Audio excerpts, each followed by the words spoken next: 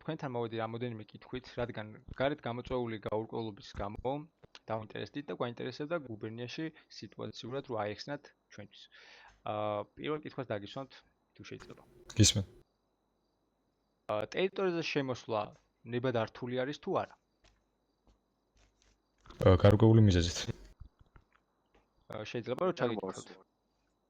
ნებადართულია იმ შემთხვევაში, თუ ნებისმიერ მოქალაქეს აქვს პირადი საქმე იუსტიციის დეპარტამენტში. თუნდაც ეს იქნება ფირმის რეგისტრაცია, პასპორტის გვარის შეცვლა, ასე შემდეგ. გასაგებია, მადლობა დიდი. მეორე კითხვასაც დაგისვამთ. იმ ადამიანთან დაკავშირებით მაინტერესებს გარეთ ვინც რაღაც ეგრეთ წოდებული პროტესტის ნიშნები იყო იმ ადამიანების. მითხრეს რომ 5 ადამიანი არის დაკავებული და რას მეტყვით ამ სიტუაციასთან დაკავშირებით? 5 ადამიანი არის დაკავებული, ძალიან მცდარი ინფორმაციაა. აგენტ ნოლორო.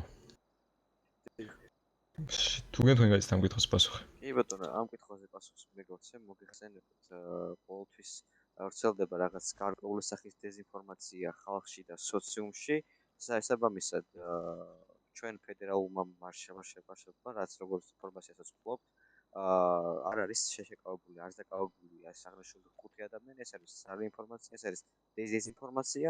ჩვენ უბრალოდ ხელმძღვანელებს ვავადებით ადამიანებს იმ მიზნით, რომ განგვერიდებინეს აღნიშნული ტერიტორიიდან.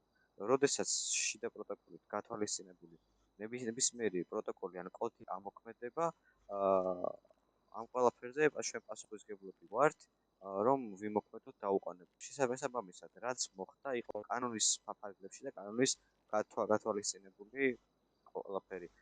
გამოყენებული იყო პროპორციული ძალა და არც ერთ მოქალაქეზე არ ყოფილა რაიმე სახის ძალადობა. შესაბამისად, ეს ყველაფერი არის დეზინფორმაცია, რასაც ავრცელებს ერთადერთი ხალხი და სოციუმი. ძალიან დიდ მადლობას მოგახსენებთ ესეთი ამომწვევი პასუხებისთვის. დაგემშვიდობთ